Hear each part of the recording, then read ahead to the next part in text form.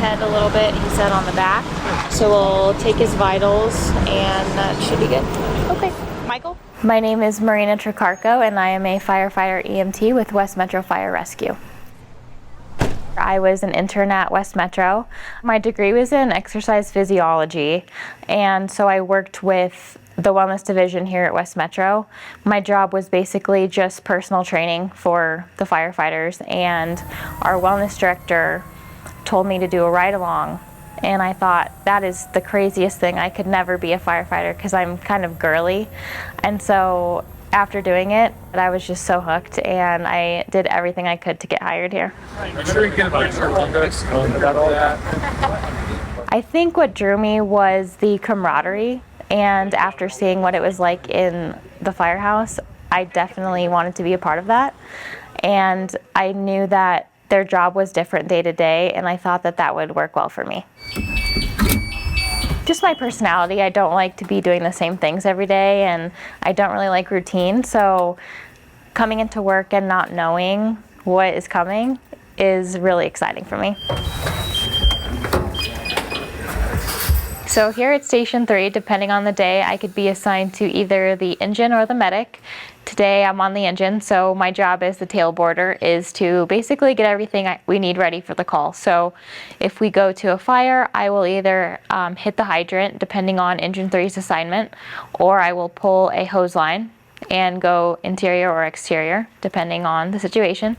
And then on medical calls, if we get there before the medic arrives, then my job is to start the medical call, get as much info as I can for the medics to pass off to them once they arrive. So this is our airway kit and our first in bag.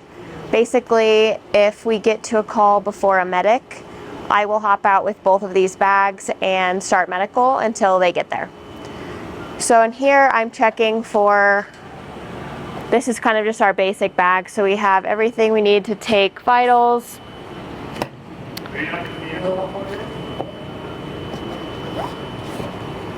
check the blood glucose kit, make sure that we have enough band-aids and strips.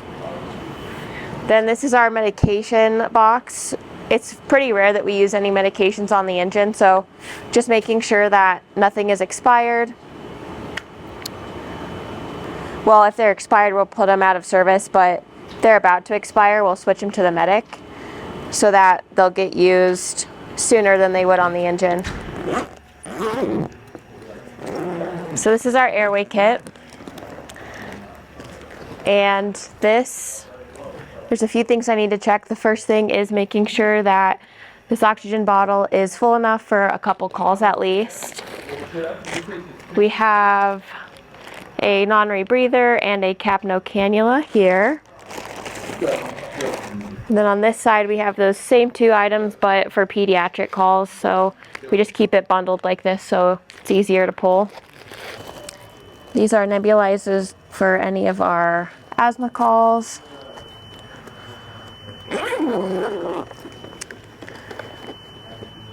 Then in here I check to make sure we have eye gels and everything that a medic would need to intubate.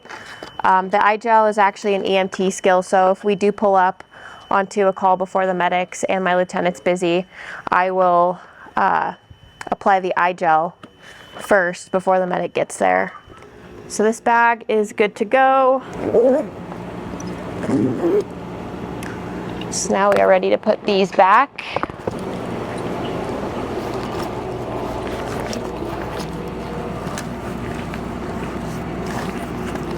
Engine 3, medic 1.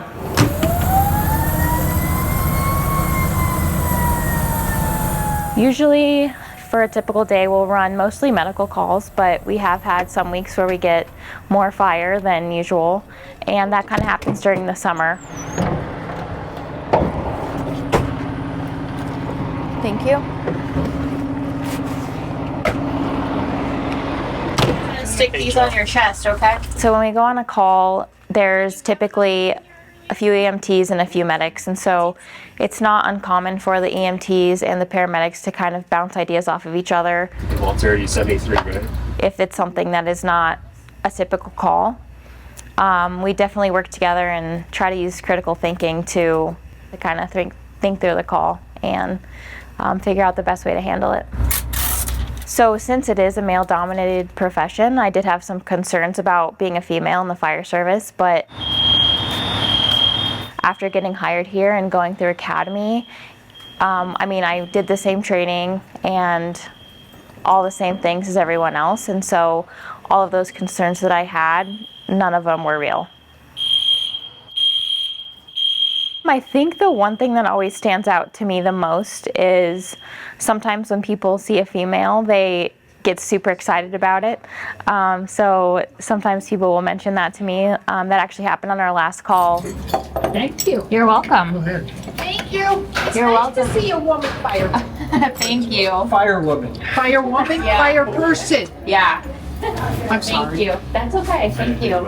That's usually the thing that stands out to me the most is to be an example for girls that maybe not have thought of this as a career, but then they see Julie and I getting out of the engine and know that they can also do this job.